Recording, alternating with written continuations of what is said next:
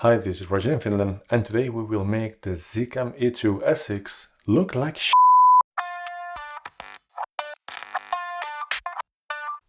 So for the impatient ones, lighting, composition, framing, and exposing well is way more important than any ideal settings you might have heard that are the most cinematic or best for video for your camera.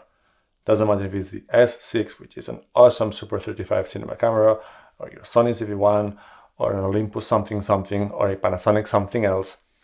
There's no such thing as ideal settings. Lighting, composition, and exposing well is way more important. Now let me demonstrate you, and let's make this look awful. Or should I have done one of these other trends? Alright, here we are, and my apologies for torturing you, but we chose the best settings for this camera. For the lowest possible noise, we're using the lowest native ISO of this camera, which is 400. To get the maximum data rate outside of RAW, we're shooting at ProRes 422 HQ. To get the most amount of room to play in post, we're shooting at the Z-Log2, a log format. We are shooting at the moment at the maximum resolution of this camera. Other than open gates, we're shooting at Cinema 6K, so this should look brilliantly and fantastically sharp. The lens, the Make It 25mm t2.2, it's sharpest at t5.6, so we did put it at t5.6. So we should have the lowest possible noise, the maximum sharpness, the best data rate, the best resolution, and a great log profile. The camera with the best settings. This shot has a million problems, but let's start with lighting. I'm gonna go through in a moment with a bit more decent shot with worse settings, and you'll see how we do it. But now I'm using just a lamp on the ceiling, and surprisingly, it looks awful. The second thing would be the composition or framing. I'm not great at it, and I'm gonna be discussing about that, but I'm really good at being awful at it. One, where my head is sitting. This could only be worse if I would be cutting the chin. I'm not gonna do it because this is really wide angle shot. Then the bit that it's sticking out of my head, that's just terrible. I'm weirdly centered, which would be fine, but everything looks worse. And now this is on the shot.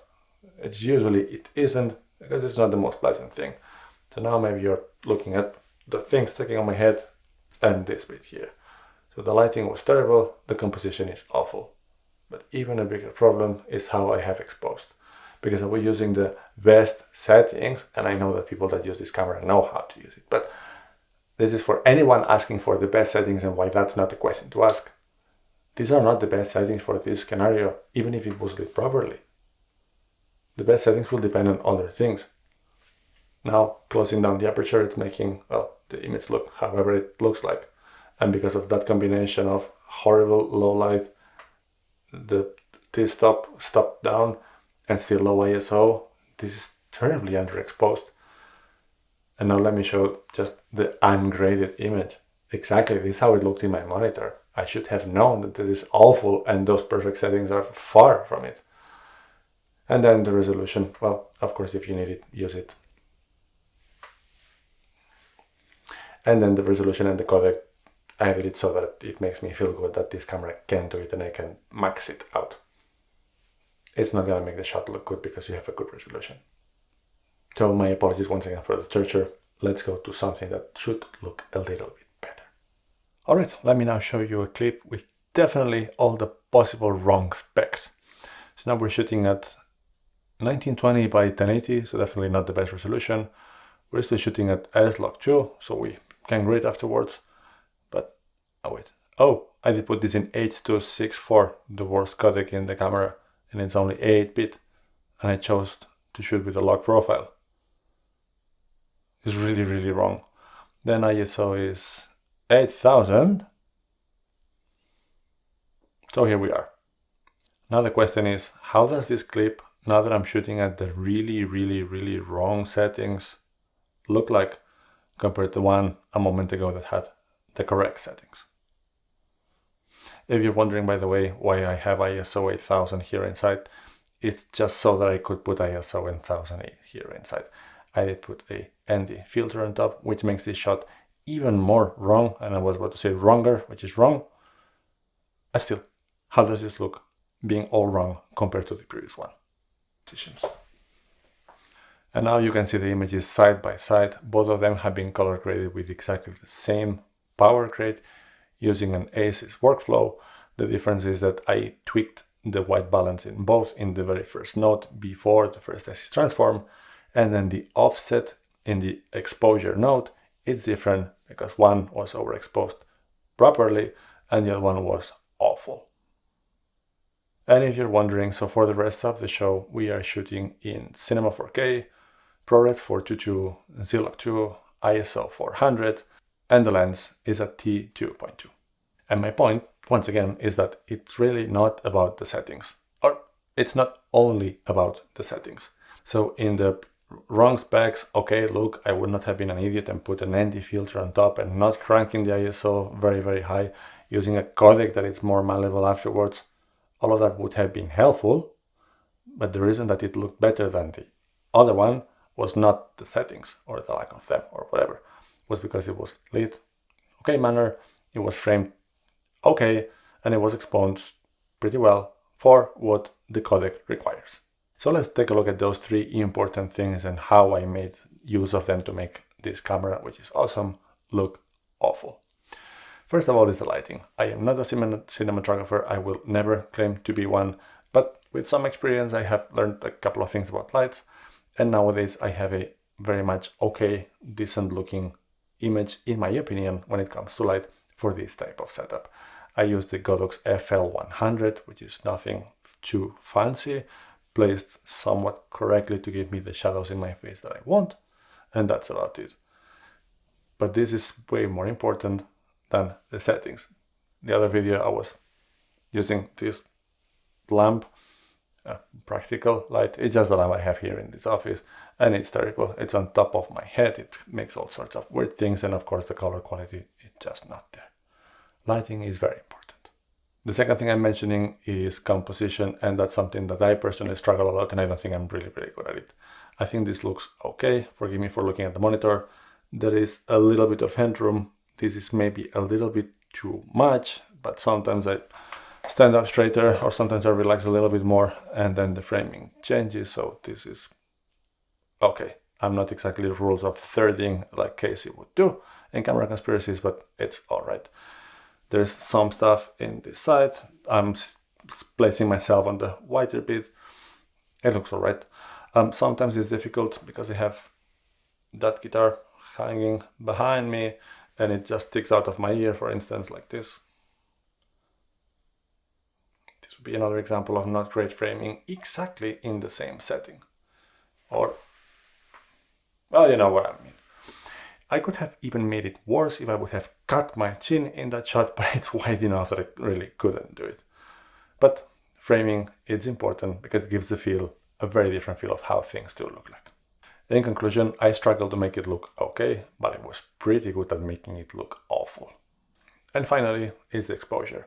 And this is the place where those settings may fail you if you just try to put the correct settings in your camera. If you're here because of you want to know more about the Zcam E2-S6, it's likely that you know more about exposure than many beginners that would fiddle with a Sony ZV-1 or something like that. Regardless, those ideal settings just do not exist because they are fully dependent on the situation. Things like the aperture of the lens. This lens, let's make it 25mm t2.2, like almost every other lens, is sharpest at f or t, in this case t5.6. But if you put the lens at t5.6, first the exposure changes, the depth of field changes, the look of your image will change. So putting the lens at its sharpest, it will just not give you the best image overall. First thing. Second is ISO. Many people believe that, well, the base ISO, in case of the S6, it has dual native ISO, which will be 412, 150. It will give you the least noise. And that's true, given that everything else is perfect. But if putting that ISO really low, it means that you're underexposing like crazy the image. You will have to push the shadows as you were shooting them in post, and that's bad. Most log formats are designed to preserve highlights. That's what is recommended to overexpose the image in general.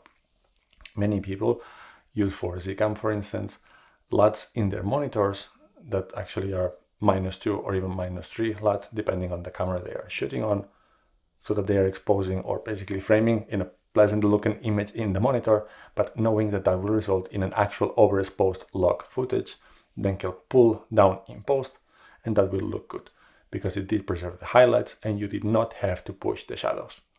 If you have to push the original shadows of whatever you shot in post, most likely you'll be in trouble, you will introduce noise, it will not look good.